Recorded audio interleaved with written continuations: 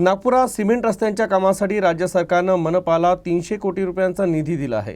या निधीतून मनपा रस्त्यांची कामं लवकरच सुरू करणार असल्याची माहिती मनपाच्या मुख्य अभियंत्यांनी दिली। नागपूर शहरात सिमेंट रस्त्यांचं जाळं झपाट्यानं विस्तारलं जात आहे। अनेक एजन्सींमार्फत ही कामं केली जात आहेत। यात नागपूर महानगरपालिकाही मागे नाही। मनपा आपल्या बिटुमन रस्त्यांचं टप्प्याटप्प्यानं सीसी रोडमध्ये रूपांतर करत आहे। सीसी रोड योजनेच्या चौथ्या टप्प्याअंतर्गत मनपा 33 रस्ते बांधणार असून त्यांची लांबी 23 किलोमीटर असेल। येत्या 2 वर्षात हे रस्ते तयार होणार असल्याचं महापालिकेच्या मुख्य अभियंत्यांनी सांगितलं। महानगरपालिकेने कॉन्क्रीट रोड बनवण्याचा प्रकल्प हाती घेतला आहे। याला नुकतेच शासनाने मान्यता दिलेली आहे। यामध्ये आपण जे रोड्स ज्याच्यामध्ये ट्रॅफिक खूप जास्ती आहे अशा अस्तित्वातील बीटी रोड आपण कॉन्क्रीट करत आहोत।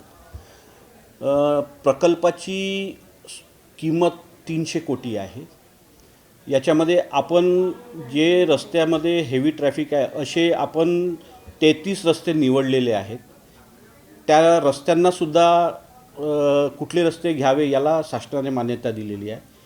टोटल लांबी 23 किलोमीटर येत आहे आपली आणि आपण हे सर्व कामे 1.5 ते 2 वर्षात पूर्ण करणार आहोत।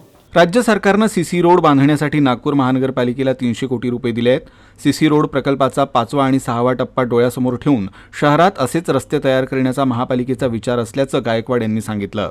त्याअंतर्गत 600 कोटी रुपयांच्या निधीचा अतिरिक्त प्रस्ताव राज्य सरकारकडे पाठवण्यात आल्याचंही त्यांनी सांगितलं। निविदा प्रक्रियेची सुरुवात झाली असून प्रीबिड 22 डिसेंबरला झाली होती आणि 2 तारखेला याचे टेंडर माझ्याकडे रिसीव्ह होणार आहेत। याच्यानंतर कार्यारंभ आदेश वगैरेसाठी सुमारे 15-20 दिवस लागतील आणि त्यानंतर आपण या कॉन्क्रीट रस्त्यांची सुरुवात करू।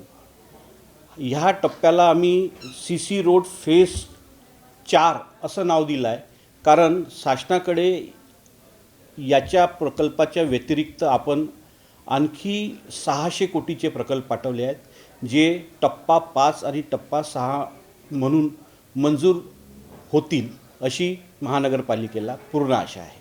नागपुरात विविध विकास संस्थांमार्फत सीसी रस्ते बांधले जात आहेत। यासाठी नागपूर महानगरपालिकाही स्वतःचा निधी वापरत आहे।